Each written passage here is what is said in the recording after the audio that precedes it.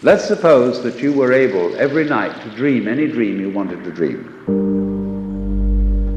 And that you could, for example, have the power within one night to dream 75 years of time, or any length of time you wanted to have.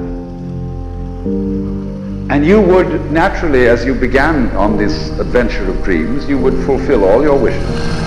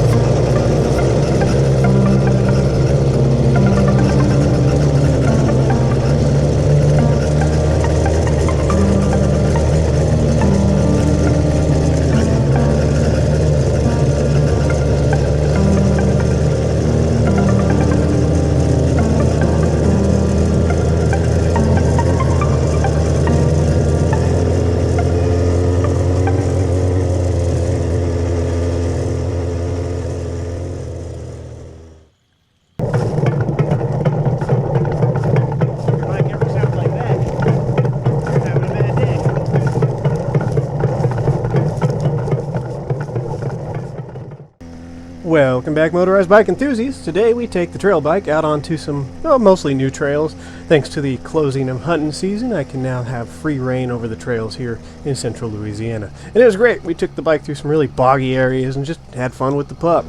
Unfortunately, we nuked another derailleur, as you guys will see at the end of the video, pretty much the exact same way we did the first one, so that was unfortunate. We're just going to go ahead and run that bike without a derailleur from now on with just a single speed. It'll help clean up the handlebars and get rid of a bunch of cables that I don't use anyways. So while you guys enjoy some nice trail rides, we're going to go ahead and reply to some more viewer comments. Starting with Gyro, he believes that the cylinder wall damage, which was quite significant, was caused by improper break-in on the Red Huffy Cranbrook in the video where he did the motor swap. I can assure you that is not the case. If you believe that the significant cylinder wall damage was caused by improper break-in, You need to look more deeply into these motors and what causes damage. I break in all of my motors properly, but thank you for the input. Robbie Clark claims that the first motor he bought had the piston installed backwards on the same video. And apparently this is a theme going around. I'm not sure if it's much more common now than it has been in the past. I wouldn't say it's quite 50-50, as most of my motors have been fine, but it's definitely something that's been popping up in a lot of comments and videos I've been seeing lately. So guys, if you're getting these motors or you're new to it, definitely inspect the piston and make sure it's been installed properly. And now on to Ken. As promised, I'm replying to your comment in this Friday's video. Ken had a question about fuel to oil ratio. I have an entire video on that. You're free to go check it out and comment away. It's just my thoughts and opinions on the matter. It's called Motorized Bike Oil Ratio. Second, moving on to your comment about chain tensioners. Ken claims that there should never be a reason to use a chain tensioner on a motorized bike, whether it's a motorcycle, a dirt bike, or one of these. Unfortunately, in a lot of cases, not all of them, but in a lot of cases, we have to use a chain tensioner. Here's why. First off, on a motorcycle, it's simpler. They only have to deal with adjusting one chain.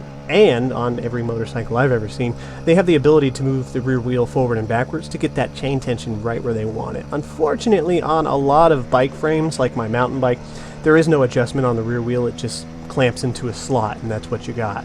So you can do your best with the removing links, using half links, etc., but generally speaking, there's always going to be one chain that's too tight or too loose, and then you have problems with it coming off because there's too much slack. Alignment's really never an issue. That's pretty easy to get solved unless you're running a bike with big fatty tires, but for the most part, that's why. There are some frames which allow you to adjust the tension, such as like the Huffy Cranbrook. It's not an ideal situation, but it does allow you to slightly move the rear wheel forward and backwards.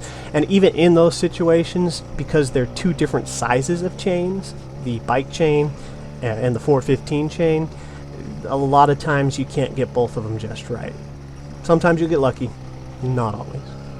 I want to highlight Bob Anderson's comment because this is a situation that I'm just not familiar with. I don't know what overrun on the motor is.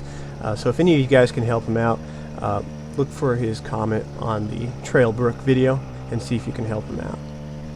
Clifford Burt reminds us that if you're going to use a clamp-on style adapter, it's a good idea to cut a slot in the hub and in the clamp, add a woodruff key to prevent it from slipping.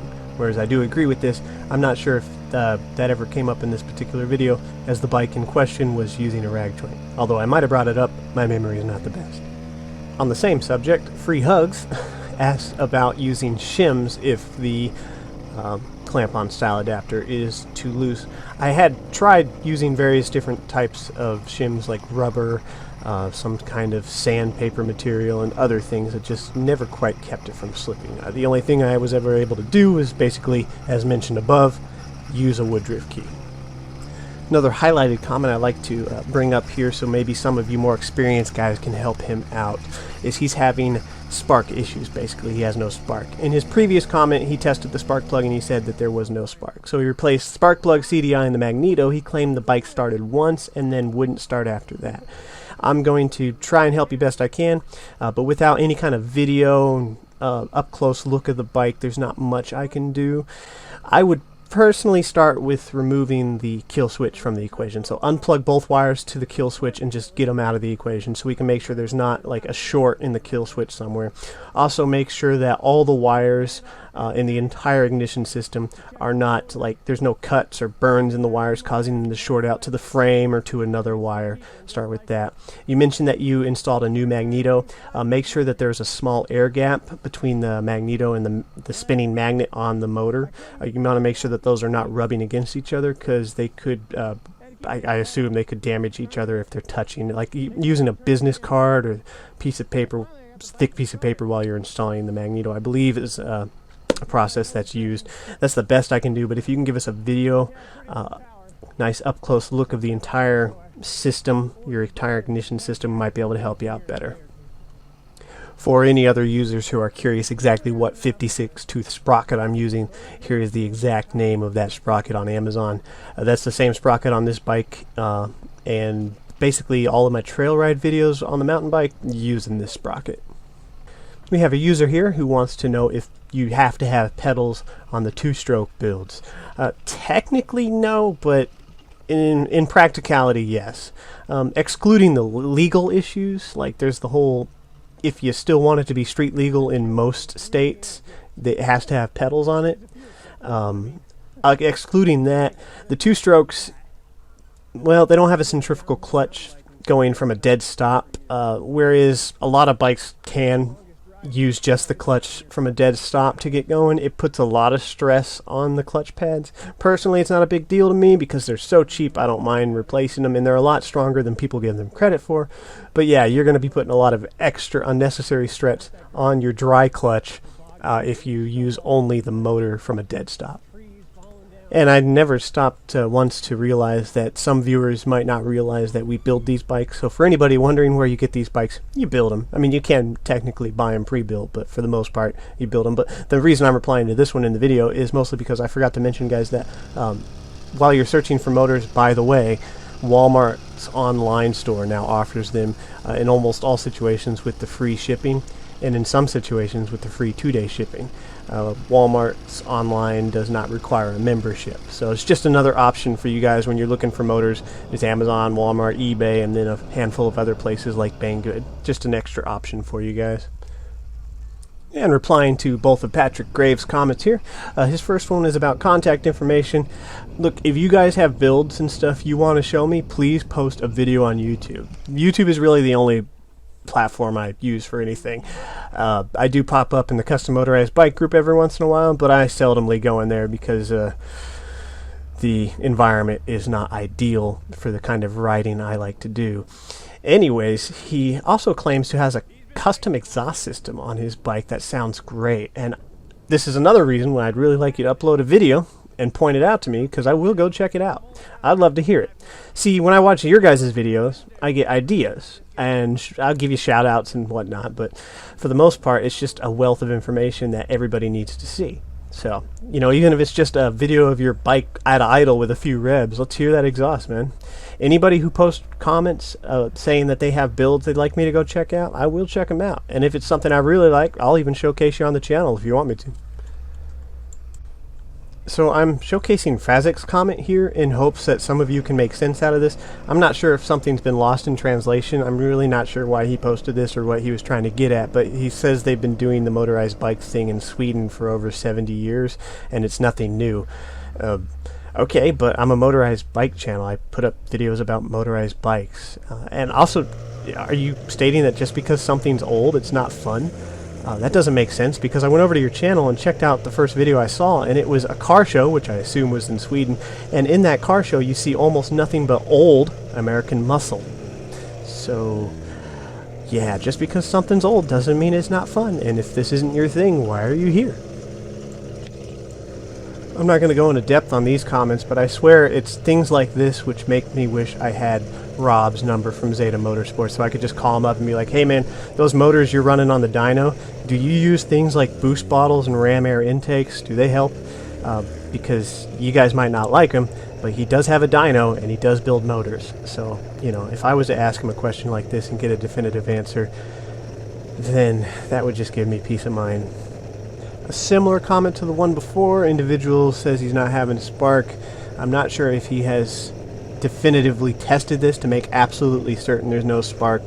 I like to get in a dimly lit room, take the spark plug out, put it against the side of the motor, turn the wheel, and look for sparks. Some of the sparks on these stock kits are pretty faint and can be hard to see. First thing I try is, if you're not sure, is starting fluid. Okay, that'll rule out any fuel delivery issues, and then start with the ignition system. You know, remove the kill switch, see if you got spark, and then go from there. You know, I've had a spark plug die after the first time I rode the bike. It was a brand new kit, fresh spark plug, bike rode, and then it just died out of nowhere. I have no idea why. Maybe vibration killed it, but things like that happen. JJ here has a question about spark plugs. What spark plug do I recommend using? I'm going to leave this one for you guys. Actually, I'm curious. What spark plug do you guys prefer to use in your kits? I've heard that an NGK variant is used for a lot of these bikes. I'm just not exactly sure which one. I tend just to go on Amazon and buy a bunch of the generic cheapy ones. But yeah, let's help this guy out. What spark plugs do you guys like using? So here's something that's rare and kind of a niche situation, but some of you might run into this in the future, so I want to bring it up because it might help you out. Evan asked why in my last video I was letting on and off the clutch so much. In the first few clips you'll notice that I was letting off the clutch and you hear the idle go way up. See, at the time that bike was fighting a high idle. I had just done a motor swap on it and I couldn't figure out why. It was having a vacuum leak, which I assumed was the case, but I would have never figured out the reason why it was having a vacuum leak except by pure accident. See, I had taken the motor off of my hotshot with the carburetor and I had transported it over to the Huffy. I left the throttle assembly cable, throttle piston and needle on their respective bikes because I assumed that those are all the same. Turns out they're not. The throttle piston was actually too small for the Sutek carburetor. It was a minute difference that at a glance you would have never noticed. I found out by accident because when I was putting an old motor back on the hotshot to test the frame for some fitting issues in a possible future video, I couldn't get the throttle piston to fit into the carburetor. It just wouldn't go in, it was too big. And so when I checked the throttle piston on the Huffy, which was from an older motor, it was too loose. And my vacuum leak was right there. I put the old piston back in the Sutek and it lined right up and now it's running great. So I just thought I'd bring that up to you guys. Something I thought would have never been different. I thought these pistons were all the same on all the bikes. Apparently they're not. And we're going to wrap things up by beating a dead horse about fenders. Guys, if you've been watching this channel for more than a few videos, you know about fenders. If you built a bike, you know about fenders. You know the risk and the reward. My trail bike, which travels at a top speed of 20 miles an hour on a good day, is not really concerned about the plastic fenders that I have very well secured to my trail bike. Thank you for your input. Yes, be careful if you use fenders.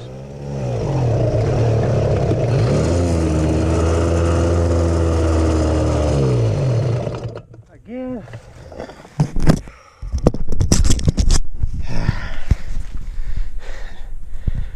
Deja vu.